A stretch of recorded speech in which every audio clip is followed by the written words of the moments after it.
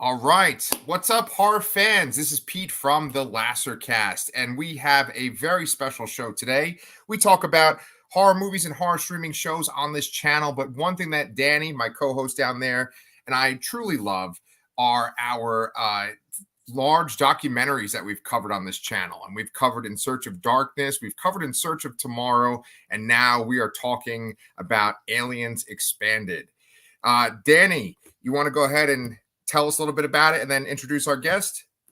Well, yeah, we have the director right above me, Ian Nathan, and this is, I don't know if there's much to explain. This is 4 hours of aliens, and it's one of our favorite movies of all time.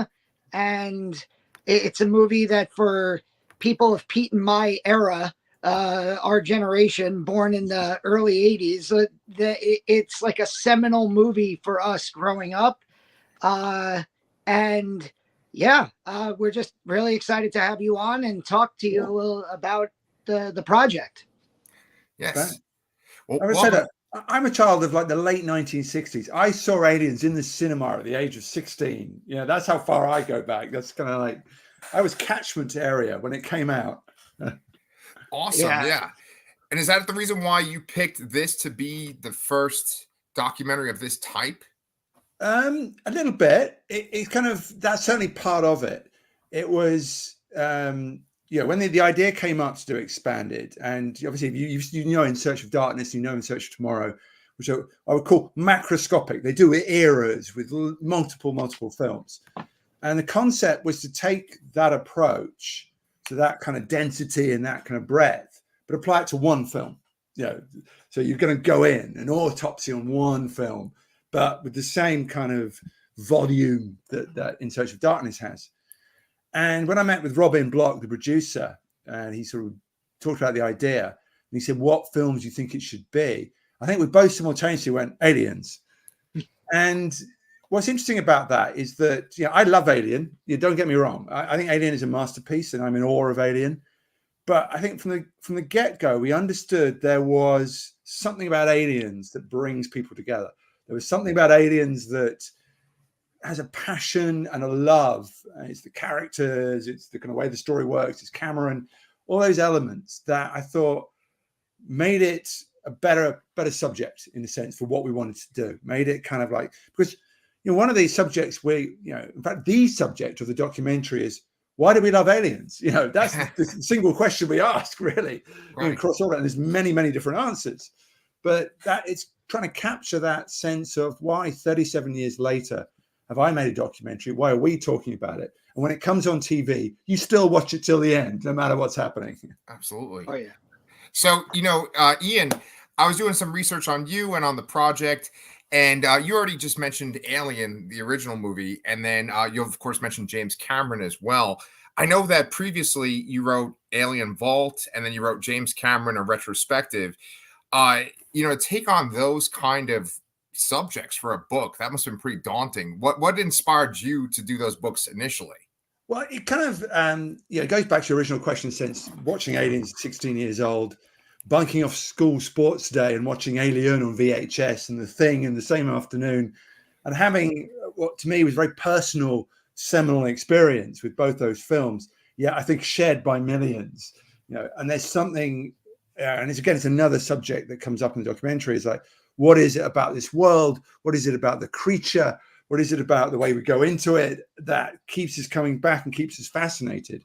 And I felt that too. And, I worked at a film magazine called Empire, and along the way, Aliens was my beat. Anything Alien Universe was my beat. Sigourney, all the ups and downs of the continued franchise, I covered it. And a publisher came along and said, "Hey, is there anybody at your magazine who might be interested in writing a book about Alien?" And basically, I just kind of pushed everybody else out of the way and went, "I'm your guy." Right. Forget all them. I am the guy.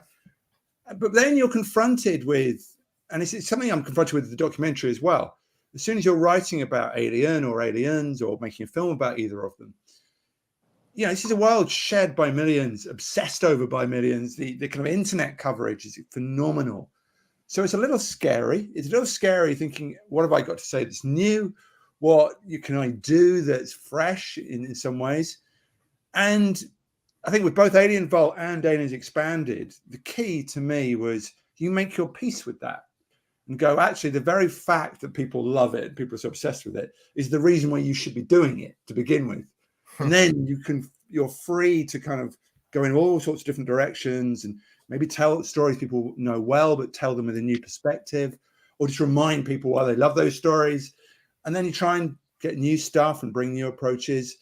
But it's still a terrifying thing to do. And I am terrified to this day. You know, obviously, we haven't put the documentary out yet. We're still finishing it. I am terrified to show people. I'm very proud of it. I think we've done a really good job. And the people who've seen it like it. But at the same time, I still kind of think all those kind of aliens' brains out there are going to go, oh, man, we know all this, whatever. And I have to kind of live with that fear at the same time. I think that you when you're dealing with, you called it a macroscopic documentary, I think that there is something about the genre fan, the horror fan, the genre sci-fi fan. We are that target audience. Like you don't see these 4-hour documentaries made about dramas, comedies, but you put out 12 hours across 3 documentaries, the In Search of Darkness movies, and we will watch 12 hours about 1980s horror. Yeah. And Pete and I, we covered the RoboDoc about RoboCop, and it was 4 hours, and we were like, damn, we wanted more of that. And so what do you think it is about genre fans that we are that audience that just can't get enough about these movies that we love? I think, having met a lot of you and being one of you myself, it's, we always say it's a film made by fans for fans, that there's something about certain elements of genre, especially when it works. So like Alien and Aliens being our example, where people like to belong to it. It brings people together.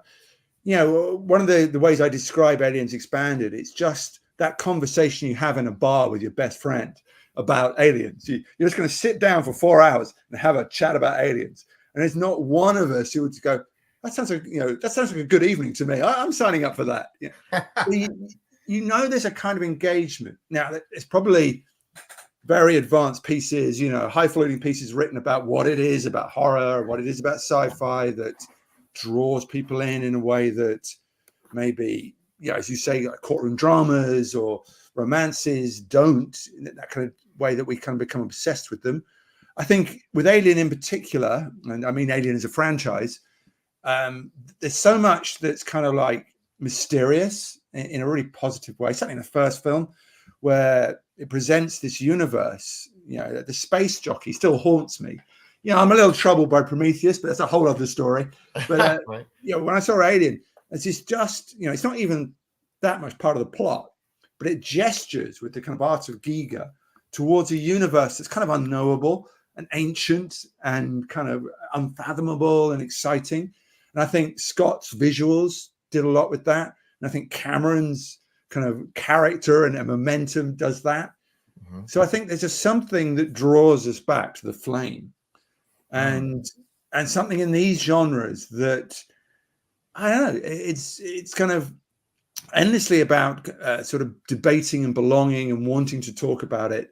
I suppose it's a bit like sport in a way, isn't it? If you support a certain team and you're obsessed with it, you can talk about it all day long. Right. And that works for sci-fi and horror. And thank God it does, because we're making documentaries and selling them to you guys. And I'm really glad they do. But if I knew the absolute secret, what it is about the genre world that keeps people coming back, I'd be a billionaire, I think, because I was going to milk it. But it's very real. James Cameron must know. Yeah, he knows something, doesn't he? He's not letting on, but he knows something. Yeah. Speaking of James Cameron, obviously you wrote a book, James Cameron, a retrospective, and to get him in, like, it's all over like the social media now. When you see the advertisements for Aliens Expanded, it's Jim Cameron, and he he's talking about the project. and he's obviously you interviewed him for this. What was that like to get him to be in this documentary and to like have him be a part of it? Obviously, absolutely amazing. Yeah, absolutely the making of the documentary. Absolutely, as soon as we decided on it, the number one name on the list was James Cameron. I would say it was nerve-wracking, the journey we went on to get him, because it took a while. He was sealed in Avatar land for a long time, and the kind of rule is, I think, with his people is like, when I'm making Avatar, when I'm in the edit suite, you do not even knock on the door. You leave me, and so I think we had that we were up against. So there was points in the process where we wondered, would we get him at all? And if we didn't, what did that mean for the documentary? But thank God, I think he's 69 now. And I think he's very interested in curating his legacy. And he's not written about, though I have done this, or studied about in the way that Scorsese or Spielberg or other directors are. I think he's a little neglected in terms of being studied and talked about as a filmmaker. We talk about his worlds a lot, and we talk about the things he's done, but we don't really speak about him as a technician and a filmmaker. And I think he's kind of conscious of that. And part of what I think he wanted to do, Aliens Expanded, is that he likes setting the record straight, but I think he wanted to add to his own legacy and make sure the record was straight and right. And that's what was brilliant. And once he agreed to do it, and I flew to LA and we did it at a light storm, and it was just a fantastic setting, alien props behind him. It was just glorious in many ways. It was glorious because it was James Cameron, and I knew we finally got him. It was glorious because he was so informative and told me so much I didn't know. And it was glorious because he was in such a good mood. He was funny. He was an older man recalling his younger self in very self-deprecating ways. And what he gave the documentary was a new tone that was very unexpected, a lightheartedness. And of course, he was serious about the subject, but because he tells his story in this wonderful, lighthearted way, suddenly the documentary's become more buoyant and engaging. I know the Legend of the Tea Lady. I have got the full unexpurgated Legend of the Tea Lady with the kind of aliens making of, and it's just him telling a story. So it was just fantastic. That is awesome. In the little trailer they have, he has one quote where he says, "This was the movie he was born to make." Yeah. And as like somebody who, like, the first movie I ever saw multiple times in the movie theater was Terminator 2. Right. And between like the Abyss and Terminator 1 and 2, and obviously, of course, Titanic and the Avatars, like I kind of feel like, to your point, that maybe it ties back to my previous question of maybe it is that the reason he isn't talked about in that Scorsese, Spielbergian type is because he focuses so much on genre films, and it's sort of like an outsider, thing that we flock to each other to talk about these things because nobody else really wants to pay attention to it.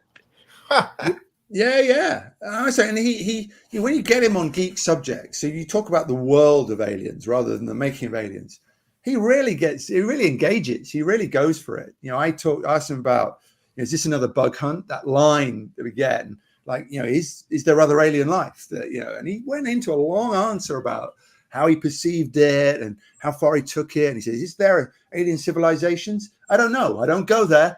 But he sort of posits things, and you can see how excited he was about just talking, genre and geeky stuff. So I think you're right. I think he's at heart, he loves sci-fi. He's very happy in that world. But I do think he wants, a little bit more respect in the sense that, he's the most successful artist of all time. I mean, you can't put a price on the Sistine Chapel, but I think he's pretty much to a dollar level the most successful artist who's ever lived. And we're kind of a little bit blasé about that. Oh, it's Cameron. He's just doing his films. Yeah. Right. So what is three of the highest grossing films of all time? Like, whatever. Yeah. Ian, one of the things I love about this conversation so far is you're talking about your love for Alien and aliens so much, and how it's just like, that's what we do. We just sit around and talk about it so much. And I think that one thing that comes up constantly in these discussions is, which one is your favorite? Is it Alien or Aliens? And usually people will say, well, Alien is the better film, but Aliens is my favorite. That's kind of the thing that we always say. Like, Alien is a masterpiece, Aliens is a masterpiece, right? But I think that they really were struck by lightning twice, because they had Ridley Scott in the first movie, and of course everyone involved in that project, Sigourney Weaver. And then with Aliens, they could have done a retread, but Cameron just does this whole different thing. Yeah. And what I think is so great about these first two Alien movies, and we can talk about the sequels later too, is that it's really the cast in both movies that makes you keep coming back. I mean, there's so much to both films, but the cast is really what we're always quoting the dialogue from both movies. Yeah. And so with his kind of expansion upon that first movie, you have these characters that I think are maybe Cameron's best characters in all of his films, the Marines. And then, of course, he had Stan Winston, too, who created the Alien Queen and expanded upon the lore. So making a documentary like this, how do you kind of address the fact that you don't have one of the most famous Space Marines, Bill Paxton's Hudson, around to interview, and you don't have Stan Winston to talk about his amazing creature effects? Yeah, it's funny. It's like if you said to me, Ian, I'm going to give you a time machine. How are you going to use it?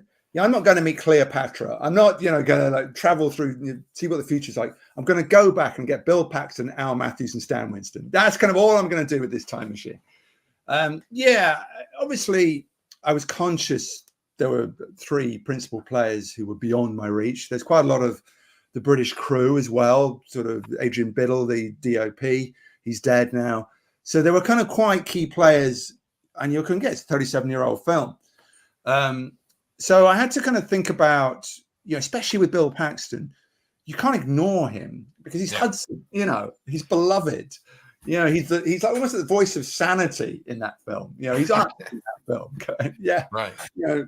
Maybe, game over, man, as everyone goes, he's just wonderful. And so all I could do and all I wanted to do was sort of invert the idea and turn Bill Paxton and Al Matthews and Stan Winston into subjects in their own right. Mm-hmm. They were part of the inquiry of the documentary. And I think it really worked. Al Matthews, they talk a lot about how scary he was, genuine Vietnam vet, and ad-libbed all his dialogue. You didn't mess with Al Matthews. But when it came to Paxton, it's a big chunk of the documentary. And it's just a wonderful kind of building up of first, how they wrote him, how they cast him, how he functions in the film as this kind of, Cameron described it as kind of tightening a tourniquet, then occasionally just releasing it with Hudson, letting it go a little bit, then tightening it again even harder. That's awesome. He just lets the steam out of the film a little bit and lets us breathe. So there's a lot about that, about the fantastic dialogue and the one-liners. And then slowly we move into, and it was quite a natural process where people went, I can't tell you how much I miss him. And it's quite moving kind of descriptions of losing him and what that meant to them. They'd just done Comic-Con in the 30th anniversary. So, and he was back for that. So they all got this big reunion, and he died shortly after that. So there's quite a big deal for people. Yeah. And it's quite emotional in the documentary. You kind of let it be and let people talk, and you can feel them welling up. And I thought, again, you let the document, in some ways that the film tells you what it wants to be. And when you see something like Cameron is humorous and that gives you something. And then the discussion of Bill Paxton, it just gives it an emotional level. There's lots of data and there's lots of information. There's lots of stories, but there's also this emotional current about that guy and what he did and how he's missed. And is one of the many things it is. It's a tribute to Bill Paxton and to Al Matthews and to Stan Winston. Excellent. Yeah. So we're talking about obviously some of the most important characters in a movie filled with some of the greatest characters. When you first saw Aliens, who was your favorite character? And then kind of as like a follow-up to that, who was your favorite interview during the process? Well, first of all, obviously I was 16 years old when I saw Aliens and just, obsessed with that world. And, when you're going in and I had to see that film. I was going to burst if I didn't see that film. My dad took me It's cinema in London, and it lived up to everything I wanted it to be. You know, it's a pre-internet era. You know, we didn't have all this hype and stuff. I just had this expectation, and it overtook that expectation and delivered something. So as an experience, it was just phenomenal. But I think the character I came out with, and I think this holds true for a lot of people, was Hicks. You know, Hicks was just cool. He was literally cool. He was cool under pressure. He held it together. You know, I loved Hudson, and he made me laugh, and I loved the lines, but I wanted to be Hicks. You know, Hicks was the guy. I look at it now, it's funny, and I look at the film differently, and I look at, maybe because I've watched it a lot and I've analysed it a lot, and I look at it more as a performance film. You know, I love Paul Reiser now. He's so good as Burke, and we hate him, but there's levels to Burke he's operating on, and he's virtually the second lead in terms of dialogue and presence in the film. So absolutely, Burke is crucial. Best interview is hard. You know, obviously 90 minutes with James Cameron gave me the heart of my documentary, and I can't ever downplay that. I know this probably sounds like I'm sort of hedging my bets a little bit, but they all give you different things and unexpected things. Lance Henriksen is 82. He's kind of eccentric and a little deaf, and sort of answered his own questions. You know, I'll ask a question, and he sort of answered something else. So it was a little bit like, okay. But actually, as I came to edit him in and do him, there was great answers there. I was kind of quite surprised. Oh, yeah. And what you want from Lance Henriksen is Lance Henriksen-ness. You know, that's what you want. Yeah. You know, Michael Biehn was great. There were little ones, you know, Cynthia Scott, who plays Dietrich. Mm-hmm. I love her. She is so great. She's so clever and funny, and she runs with the themes of the piece, analyzes it, tells hilarious stories. She's one of my real stars. There's a guy called Alec Gillis who's part of Stan Winston's team. He's great. You know, he just knows how to contextualize, knows how to tell a story, and knows how to give you technical stuff, the creation of the creatures and all that stuff, without it becoming, you're not getting bogged down in tech speak. You know, right. And that's what you want. You want, you know, everything in art to some level is about telling stories. You know, it's a kind of human thing we need. Right. You know, if you chat to your friends, you tell them about what you did the previous night, you turn it into a story. It's just how we communicate. And that's what you want. You know, the Aliens Expanded is one big story divided up into tons of little stories. You know, it's lots and lots of little stories that all come together. And that's what you want. You just want those lovely little stories and how they sort of join together. And so everyone has given me something. They all have given me something. And you do get a little bit sort of academic. You do a bit like, once you've done a few, you're starting to go, well, I know where I can do that. And I know where I can place that quote. And I know what I can, you know, you start, it's not really necessarily about your conversation. It's about what you're hearing and you're thinking about the film. Mm-hmm. Mm-hmm. Interesting. It's funny, you mentioned Dietrich's name, and all I ever picture is that the one shot of like the rundown of the crew on the computer, and they've made that into a t-shirt, and it's like, it speaks to this movie that like geeks so like yeah yes, it's like, but like geeks like Pete and I, like we and you, I'm assuming, like you could just run down the names of these like characters who are in the movie for a very brief amount of screen time, and they're just like, to you they're like, oh, Frost, Dietrich, Spunkmeyer, like you're like mentioning the tertiary characters. And I saw like a lot of the trailer, a lot of those, and I was like, oh man, I can't wait to hear these.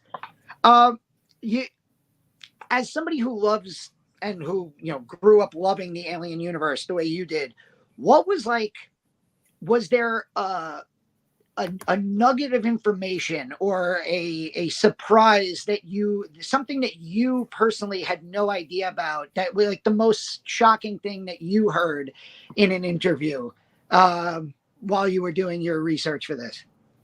There was lots of detail, sort of expanded is the word, expanded detail on things I knew. Sort of, obviously I've written books about this universe, so I knew quite a lot going in. But what I think the documentary does is it takes things you might know, myths, and it really sort of expands on them and really goes into them. I mean, I won't give it all away, but the James Remar story has a lot of texture I had not known. I'm like, okay, that's quite a bigger story than I was expecting.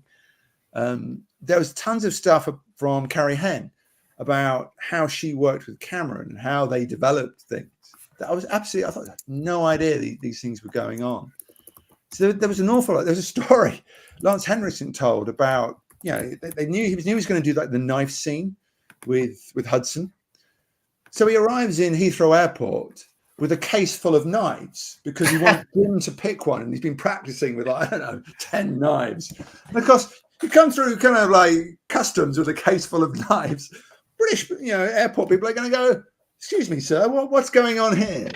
Just lovely little stories about that. There was great detail on how they designed the characters, how they came up with the characters, how they created the backstories for them. We really went into that, how each Marine has developed their own history. And obviously people know that the armor was personalized, and there's a lot of stuff about what they were doing with the armor and how it worked in their heads. And then just wonderful detail from Cameron about how hard it was. The famous battle with the British crew, that they didn't respect him. They just called him Yank all the time. And he's from Canada. That really got to him. Hey, Yank. I'm Canadian. Yeah. And just little kind of personal things like that would bring it to life in a way. I knew going in, there's a really good making of documentary called Superior Firepower, which is with the box set. And I was very conscious that existed. And I think what we've been allowed to do is sort of, as the title suggests, go wider and broader and deeper than Superior Firepower could, and just create the great novel of the making of Aliens. All the texture of the characters, the War and Peace of the making of Aliens, all sorts of different things. So I hope it's full of surprising facts and details. And also, I think hopefully it's surprising because the way it's told to you and the way you enter it, and the way, we break down the film by sequence. So it's 19 chapters and then a legacy chapter, so you do things like a whole chapter on the hive and the Marines going into the hive. And we look at that from all sorts of different angles, like what's going on and what's going on narratively, what's going on making of wise, special effects wise, performance. And Cameron just says, that's a hugely complicated, that's a 9-minute sequence, something like that. He said that whole scene is just to tell you what's going on in Ripley's head. It's a pure character beat. He said that's all it is. It's about Ripley taking charge. And that's all it needs to do. And so, I thought that's brilliant. There's all this stuff, and he just can sell it to you in one beat. And that's kind of what we're trying to do. Yeah. Wow. It's funny, Ian, because Danny just popped off, and I'm sure he'll come right back. We've flown through 7 out of our 8 questions already. Right. I think that might show to your efficiency of getting to the point and explaining things. Okay. It's funny because let's do Prometheus then. We'll just do Prometheus for half an hour. What the hell? Right. Well, it's funny though, because we've interviewed David Weiner multiple times, for our channel, and David, likes to expand on his stories and stuff. And with 8 questions, we'd be here for about an hour and a half, I think, at this point. But but I was gonna say that, like, I'm just so excited talking to you about this, because you're saying how much you love the franchise, and that you kind of would always be the alien guy for your magazine, for Empire, right? So I was going to ask you, just as a person that loves the franchise so much, what do you think is the quality that makes the first 2 movies so important, so like such a beloved franchise, sci-fi franchise? And I was wondering, like, what do you think, is the thing that gets fans into this franchise? I think if you kind of say what Alien and Aliens did. Sorry, I'm back. Maybe what Alien Aliens did that none of the other films have quite done, and we can argue about Alien 3, but it's a whole different story. I think the word is simplicity. And if you look at Alien Aliens, they're very pure films, and that's what's kind of genius. I mean, Ridley Scott always talked about it's a B movie with an A movie creature, an A movie design, but it's got this great engine, Alien. And what is it about? It's about who will survive. They've got this stowaway on board, and it's like, who will survive? That's the plot. With Aliens, it's kind of similar. It's kind of like they go back, find out what's happened, then it's who will survive, including the girl they discover, Newt. Yet once you've got that beautiful simplicity, that purpose, if you want, for those films, and it's the most primal thing of all, isn't it? Who's going to live, and who's going to die, and wanting people to survive, disaster movie ideas. You're just kind of with that concept because we all want to live. We all want to survive. It's kind of built into our DNA. Once you have got that, then everything else kind of can be marvelous and can be complex. So once you've got the basic impulses and how exciting both those films are and how good the characters are and how well they're made, then you can wonder about Giger's creature and the universe they're in. Then you can admire the Nostromo and the conspiracies of the company. Then you can think about the Marines and who they might have been and where they've come from. Is Carter Burke to be trusted? Is he acting alone or is he a company pawn? All these kind of layers then start sort of echoing outwards. But you've got the heart of the film that simply works. How will Ripley save the day? In each case. And I think once the sequels and prequels kind of got going, they lost track of that simplicity. Mm-hmm. They lost track of, they got so caught up with profundity and asking big questions about the universe and artificial life and all these things. And not uninteresting questions, but they forgot the purity of those first two films, the elegance of how they're put together, and the way they just propel you forward through them. I mean, I like to say that Aliens is Cameron's best 3D film because it's so immersive. You're so in it. Indeed, on the first day, first time I saw it, and full cinema, absolutely packed, pretty hot in the cinema. But the bit where Burke shuts the door, the aliens have come through the ceiling, it's in the infirmary, and they're trying to escape. And Burke shuts the door on Ripley and Newt. This guy rose behind me, just goes, "Oh, you bastard, you bastard." And I thought, he's lost control. He's forgotten where reality is and film is and where one stops and the other starts. I thought that's good. That's a kind of incredible story. I heard another story from one of the interviewees about going in to see the audience watch it. And this woman who ripped the armrest off her seat and was sort of hitting her boyfriend with it because she was so in it. Wow. And I thought, man, that takes a brilliant piece of filmmaking to make you stop, perceiving that you're even in a cinema, so engage you that you forget, you start shouting out loud. And I thought, yeah, those two films have it in a way that none of the other films in the franchise do. Yeah. Danny, we're kind of riffing a little bit since we've gone through our questions. And I was asking Ian when he kind of popped out, like, what do you think is so important about the franchise, or like what makes those first two movies so important, and why everything's kind of built off those two? Kind of a follow-up question to that, Ian, too, is do you think that this franchise can work without Ripley? I know we've had a couple of movies at this point without Ripley, but you just kind of described it as like, Ripley, how is she going to get out of this? How's she going to save it? Do you think that you essentially need another type of Ripley character? Or do you think, how do you think the franchise can go forward? It's a tricky one. I mean, the argument is that the first four films, especially the first three, are Ripley's saga. They should actually be called Ripley and not Alien. Ripley 1, Ripley 2, Ripley 3. Right. And the alien is the MacGuffin. The alien is what drives the plot, but it's really the story of Ripley. And it's beautifully described by Charles Lazareca in the documentary. He says, you take them as a trilogy, the first three. Alien is about birth. Aliens is about survival and motherhood. And Alien 3 is about death. They're kind of an arc. Then Alien 4 is resurrection. But, it's her journey. But obviously, I think even she might say the journey's done. And it's a confusing prospect, isn't it? I think every other Alien film has attempted to create a Ripley-style character to the point where it's kind of a caricature. Noomi Rapace, Catherine Waterston, good actresses and good performances, but they're too much of an echo, to my mind. You're just trying too hard to do that. And Alien Romulus is coming this year, and the trailer looks like it has a Ripley-esque character in it. Mm-hmm, mm-hmm.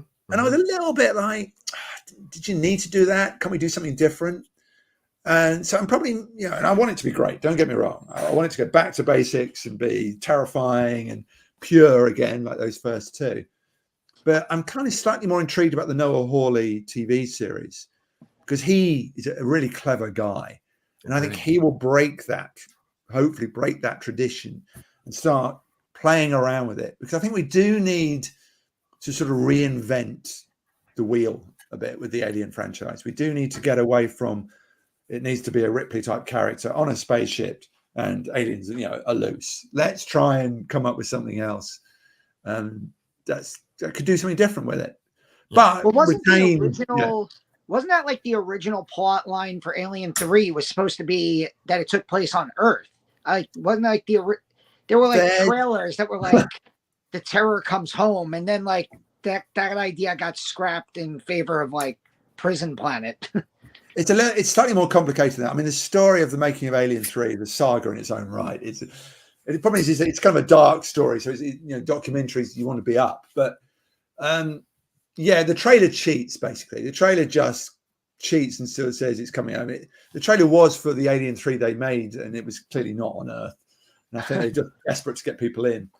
There have been so many incarnations that led up to the Prison Planet. There'd been a floating monastery planet where it was populated by monks and there was no weapons, and they realized it's like a satellite with a wood planet built around it. A great idea to me, but that got dispensed with. There was William Gibson's screenplay, which is about the Cold War and a bit more about Earth. One of the great rules, I think, of the original franchise, the first four, if you want, is that Ripley can never come home. She's always going to be out. Circumstances would trap her in space. So we should never do an Earth war. I know the Noah Hawley one is saying it's set on Earth, but part of that original setup was it needs to be in a distant place. The loneliness of space was important to it. So I was always against the kind of Earth war style thing. It would just get too big, I think, as well. It's like, how do you contain that story? But there were versions. There were so many scripts have been written along the way. There was one, I think Stuart Hazeldine wrote about a kind of a lift that went up to a kind of floating, orbiting spacecraft, and it went all the way down to Earth. The aliens are coming down this giant lift shaft all the way from space, and they've got to try and stop them. Really cool ideas. But, I think Earth might be a bit of a drag. We'll see. Yeah. Ian, you, like I said in the beginning of the interview, you wrote the Alien Vault, and I haven't read it yet, but I actually really want to, based on this discussion. There was one thing I was kind of hoping you could confirm for me. Yeah. I've always heard that there was at least one alternate ending where maybe it's just in the script form where Ripley actually gets killed by the alien on the escape pod, and then it speaks in her voice to communicate with another ship or to communicate with Earth. Is there any validity to that? Ending of Alien 3 or Alien 2? The original Alien. I don't know of that ending. Yeah. I think there were a lot of things that floated around between Alien and Aliens. It was like 7 years. And you remember, it's an era when science fiction sequels, apart from Star Wars, weren't really a thing. They weren't really that big a deal, and so they weren't that important. A lot of sort of vacillating over what might be done with an Alien sequel, because the film made a lot of money. And there were ideas that the alien hadn't died, and it was kind of still stuck on the side of the spacecraft or something, and they take it back. There was an idea about floating eggs that sort of like arrive on Earth. There's all these ways in which they try and kickstart the thing. It's the cat got it, right. Kind of elements that may be part of that. I mean, there was a TV show proposed in shortly after the film came out, so 1980, I think, where ABC were looking at doing, way back then, we're looking about doing an Alien TV show. Never happened. Ridley Scott talked about the fact that he wanted to do a Prometheus-esque idea straight off the bat, but he was off doing, his films, Blade Runner and Legend and all those. But it really was true that it wouldn't have been a franchise without Cameron. I think it just would have been one, because it took his will and skill and ideas to turn Alien from one great horror sci-fi film into this film that has potential to keep going and keep going. Yeah, many people are sad that he only did one, but I think he looks upon that as, again, a pure thing to do. That's the story I wanted to tell. That's the film I wanted to make. And then, then David Fincher can kill Newt, and which I still don't think he's quite got over. There are lots of, it's one of those things where for every Alien film, there's hundreds of ideas that have floated around it and been dispensed with and tried and come up with. And, they're really hard to make for some reason. They really resist being made. And it takes immense kind of willpower and strength by the likes of Ridley Scott and James Cameron to get these things done. Yeah. And then Danny, I'm sorry for hogging all the questions. You can definitely jump in a second, but just going along the lines of what we're talking about, have you kind of learned anything through these interviews where they would have changed a part of the story, where something else would have happened than what we saw in the final product? Or is it pretty much like what we see in the movie is essentially what James Cameron wanted to have in Aliens?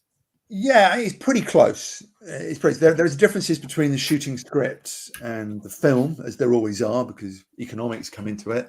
I think it's another thing to praise the first two films about, is that they stuck to their scripts once they were written and they were ready. That was the blueprint. They wasn't endless arguments and endless rewrites. They were the scripts. And as all the cast say with Aliens, they said that thing was polished. You could see it and feel it and taste it on the page. He's so good. He's a great writer, Cameron. It's all there.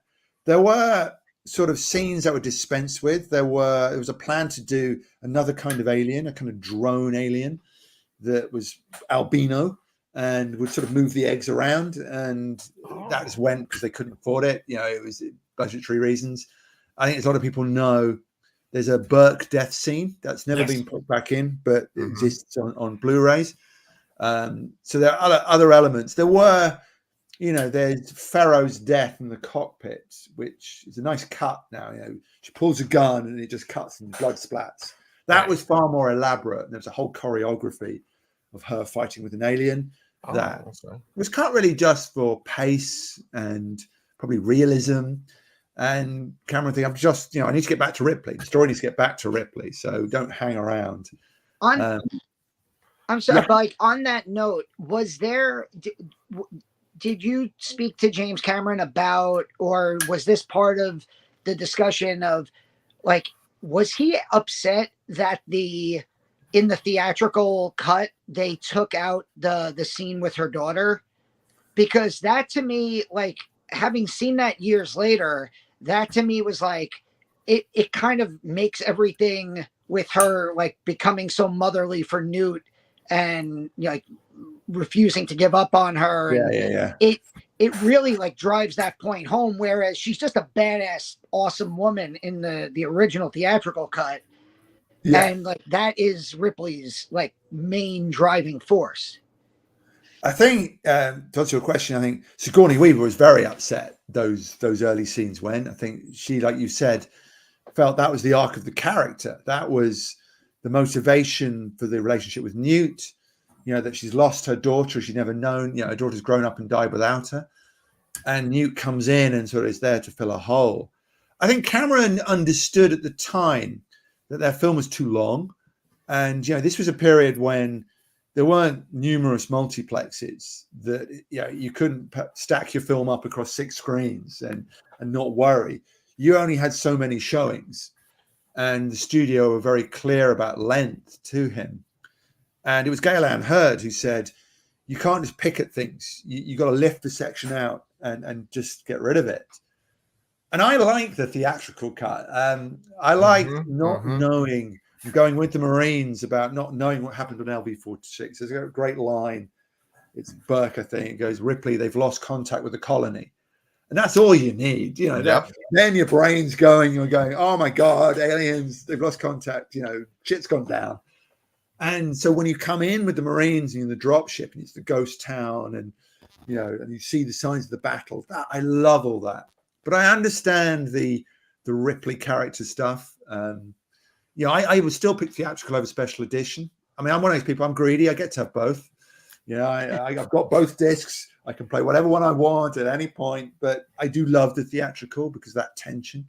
And I think Sigourney Weaver is such a good actress that although you don't get the literalness of she had a daughter, you know it's a mother-daughter relationship going on with Newt. You know it's Newt becomes her motivation and her, Newt saves her from herself in a sense. Newt becomes what brings her back to being a human being. And I think that works in the theatrical. But Cameron likes the special edition. That's his chosen edition. He has said that. He likes that. So he goes, well, that's the one I want you to watch. But I don't think he's quite so caught up that he's anti the theatrical cut. But, he would prefer we all watch the special one. Yeah. And I know that like in that that special edition, there's also a scene where they show the colonists too, right? And it shows them discover the derelict ship and everything, right? Yeah, and they seem to kind of quite funny. That they're a little bit clunky if you watch them. They're not as like he shot them very early on. Yeah, and they don't work as well as some of the later scenes. I don't think. I mean, probably heresy. Everyone's going to be like screaming at their computers right now. But for me, they're not quite as punchy as some of the later stuff. And it's an interesting kind of like subtext that comes out of the special edition. It seems to suggest that Burke is operating alone. That he's just a sort of opportunist. I mean, he sends the colonists to the derelict. He literally sets the plot in motion. Right. That if he hadn't done that, then man and alien would still be separate on that planet. But why? Did he do that under the command of the company, or is he just trying to make a buck? Is he just a guy who's seen an opportunity? He's read the reports. So there's an intriguing element that comes out of special edition about how do we judge the Burke character now. Yeah. Well, Danny, did you have any other questions that you want? No, I as soon as this interview is over, I want to go watch Aliens again. So yeah, which speaks to the power of the topic. Yeah, absolutely. And Ian, you're so good, man. I want to go get Alien Vault, and I also want to sign up for this documentary too. I was thinking that at the very end here, you could tell people, fans of Alien, how they can be involved with Aliens Expanded. Yeah. Well, this is we call it. It's a backer financed documentary. So, the way we got our budget was we took the idea to market and said, "Hey guys, how do you think about us doing a really long, involved documentary about aliens?" And bless them, many thousands of people said, "We like that idea. Here's some money," and we got our budget. And we've been good to our word. We have created a documentary that I sincerely, with all my heart, hope they love. But now we're at the stage where we're just about finishing it. There's a bit of editing still to do, a bit of finessing still going on. But it's what's called the pre-sale right now. And that means you can sign up and get the finished film as soon as it's done, which is not far away. And then you'll get a Blu-ray in July. And there's various tiers of investment, kind of like Kickstarter does. There's various tiers, and you can just have the film and the Blu-ray, and there's versions of it where you can get your name in the credits. You are an associate producer, you are part of this. And it goes all the way up to some very big investment levels where you can get on the phone and shout at me probably and become a producer. But, it's, what's clear, and I should make clear, is that, we won't be for sale on Amazon. We won't, be mass-produced. We might do a theatrical version later in the year. It might be on a streamer sometime, but right now, the only place you can watch it is if you sign up. It's aliens-expanded.com. Go there. And we're doing the pre-sale through till May 5th. So, go up, sign up there. And that's the way and it's not just, and I hope people feel this. It's not just about, here's a film for you to watch. It's kind of, here's a film for you to be part of and, become part of our world. We've done experiential Q&As and all sorts of things around the edges of the production. And I'm sure we'll do more. And, what we're saying is come and have that conversation with us, come and talk to us about our favorite film and sort of be part of it. And I hope that's what, people will get out of it. That's awesome. Yeah. So fans should know that they will be shedding various tiers if they don't subscribe and become a part of this process too. Yeah, absolutely. There's a little bit of a time pressure. I mean, hey, it's Aliens. You're up against the clock no matter what's happening. So Yes. yeah, you got to kind of get focused and get on there and pick. So we've only got till May 5th, and after that, you won't be able to get it. So please do aliens-expanded.com and have a look and see what bit of you want. But I can guarantee there's a 4-hour documentary heading your way with a great cast, great stories, just a work of love, coming your way. Yeah, well, Ian, it has been an absolute pleasure talking to you today, and it's a great chance to get to talk to you on Alien Day. I know it's tomorrow after this recording, but yeah, I couldn't think of a better thing to do than talk to a huge Alien fan who's made an Aliens documentary. So thank you so much. No, pleasure. And, Absolute pleasure. Yeah, thank you so much. This was awesome. Yeah, Cheers, we'll talk to guys. you soon. Thanks.